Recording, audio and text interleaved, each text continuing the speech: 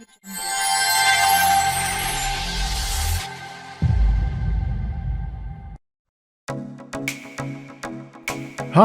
if you have a 1998 Land Rover Discovery 1 LE with a 4.0 engine, you may want to subscribe to my channel. I try to post at least once a week simple repairs that you can do yourself on your Land Rover. And if you're new to my channel, I would like to take the time out to say welcome and hope to see you again and again. But before we get started, please don't forget to like and subscribe and hit the bell. Believe it or not, this helps me continue making these videos. Welcome back, D1 owners. Well, today we're going to talk about brake master cylinders and brake boosters. So let's talk about some of the problems I was having with my brakes. Well, number one, when I step on the brakes, they were kind of spongy, and if I needed to make a sudden stop, it would be a matter of time before I rear-end somebody. So the first thing I did was replace the master cylinder. All my brakes were fine. It's just after diagnosing it, fingers were pointing at the master brake cylinder. So I replaced it. Of course, after replacing it, I bled the brakes and everything. I had a hard brake, meaning that when I stepped on the brake, the pedal wouldn't go down, and I had to press really hard to get any brake. Well, that's the first indication your brake booster's gone. So after looking around and seeing what a booster would cost, I couldn't believe how much they want for those things. They go anywhere from $200 to $400. I happened to find a good one at my local parts guy. They had one with low miles, so I went ahead and got a used one. It only cost me $50, and it also came with the brake master cylinder. So what you're going to see me now is remove the brake master cylinder and the booster. It may look complicated, but it's really not that hard. So let's get to work, my friends.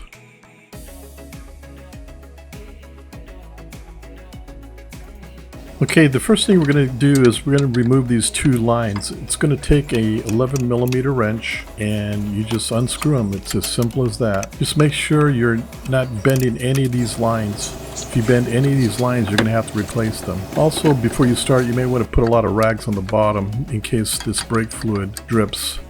As you know, brake fluid will take the paint off your vehicle. Just go ahead and remove these two lines.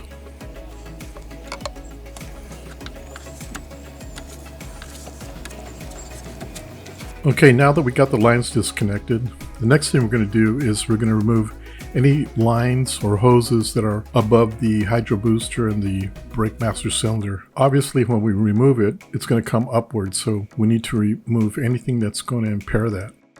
Next, we're going to remove the brake master cylinder. You're going to take your 1/2-inch wrench. You're going to remove two nuts, one on each side. Here I'm using a ratcheted box wrench. It's a little more convenient.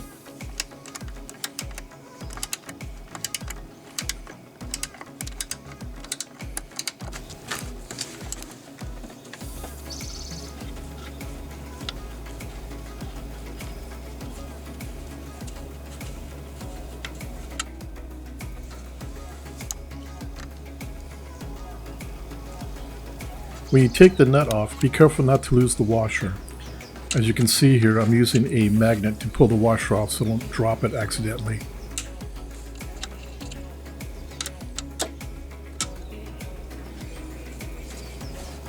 Once you have that off, go on the other side. And what I did is I used a long extension. In order for me to get the extension in there, I had to remove this air duct. Just unsnap it and set it aside.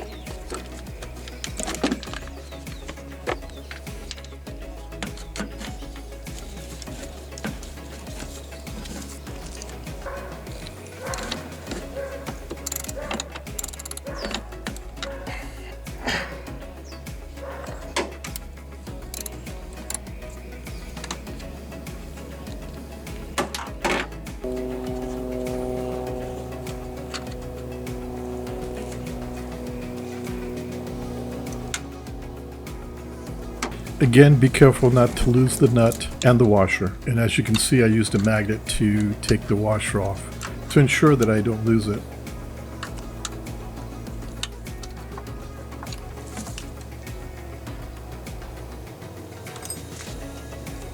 Once we have the two nuts off, we can now remove the brake master cylinder. Now, if you're just replacing the brake master cylinder, at this point you just go ahead and reinstall it just like the way you removed it. But in order to do what I'm doing, you really don't have to take off the brake master cylinder. You can remove the brake master cylinder and the booster all at once. Okay, now comes the fun part. As you can see here, I got a garden hose box storage thingy, and I put a shipping blanket around to protect my back from hitting the seat rails, the metal rails that the seat sits on. If you don't do that, your back's going to get pretty scratched up. So you can see here what I did so I can lay down and get underneath there. So the first thing we're going to do is we're going to take the pin and clip that holds the pin in. We're going to remove that from the brake pedal. Your booster connects to your brake pedal, and it's being held in by a pin and a clip. Notice how the clip is clipped onto the pin. That's very important. When you get under there, study how the clip looks like and what it takes to take it off. It's really simple. All you have to do is just lift up. Okay, let's get underneath there and look for that pin. If you got a little light, one of those little battery powered lights, it'll be really easy for you to spot it. I got this one at Harbor Freight for about $3. It's battery powered. Okay, you can see where the clip is at, right where the red arrow's at. Now that clip kind of rotates around too if it need be. Just go ahead and position it, and with your thumb unclip it. You'll hear it unclip and fall to the floor. Now that the clip is off, you're going to push the pin through the brake pedal. Just like the way the arrow's pointed, you're going to push through and remove the pin. It's pretty simple.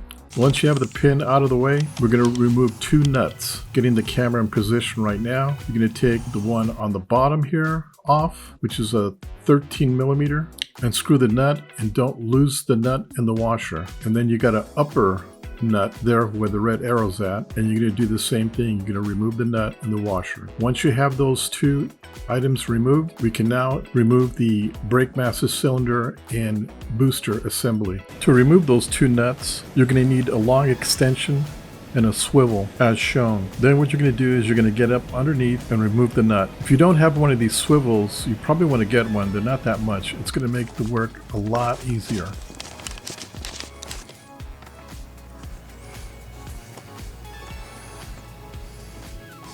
Okay, as you can see here, I have the socket in place, ready to remove the nut.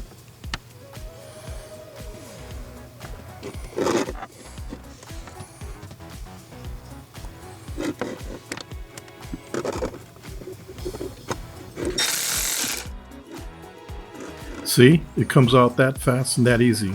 Now go ahead and remove the one up on top. Once you have those removed, now we can remove the booster.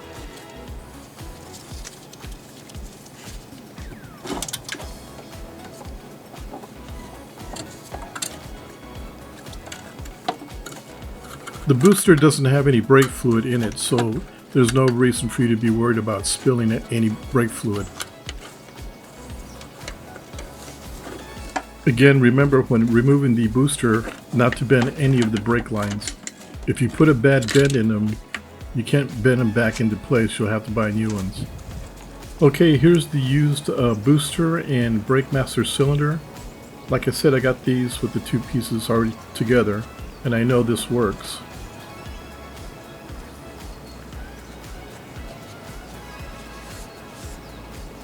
Again, this goes in really easy, just don't bend the pipes. The only thing you need to remember is when you're putting in the booster, the yoke needs to fit in the brake pedal correctly so you can put the pin in. So make sure that the booster's yoke fits in the brake pedal correctly.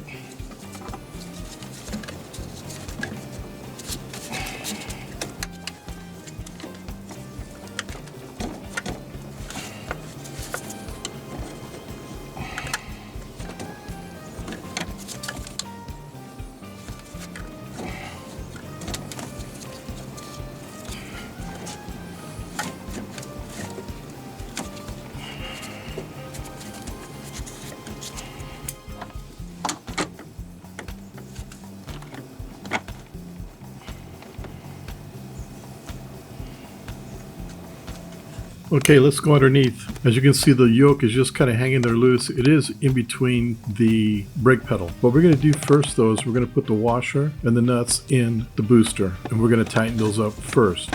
What you want to do is you want to take the nuts and washers and start those in by hand first. Get it as tight as you can, and then go ahead and use the ratchet to tighten it up. Once you got those two nuts in, we can go ahead and align the yoke to the brake pedal, and we're going to put the pin in. Once we have the pin in, we're going to go ahead and install the clip. Make sure the clip is clipped on correctly. I know you can barely see anything, but I put the pin in, and now right now I'm trying to slide the clip in. You'll hear it snap in. You'll hear the noise. Just listen. There you go. Did you hear that? Once you have the clip in, we're done underneath the dash. Okay, now at this point, all we're going to do now is connect both of the brake lines.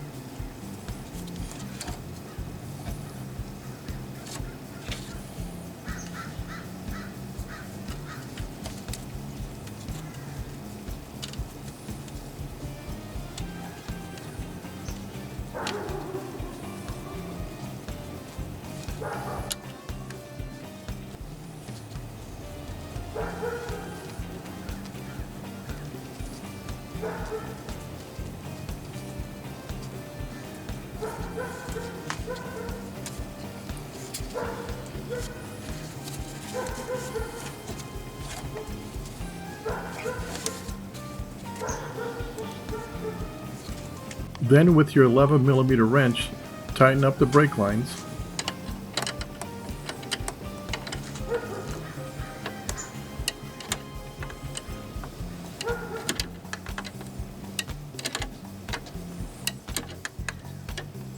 Now let's go ahead and connect the vacuum line to your booster.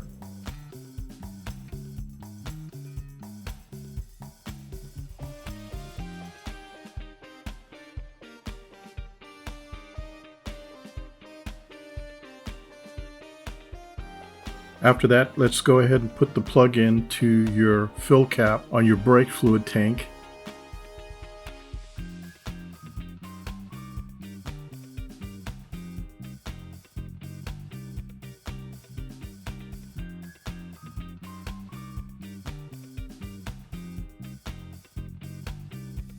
Make sure all your hoses are connected.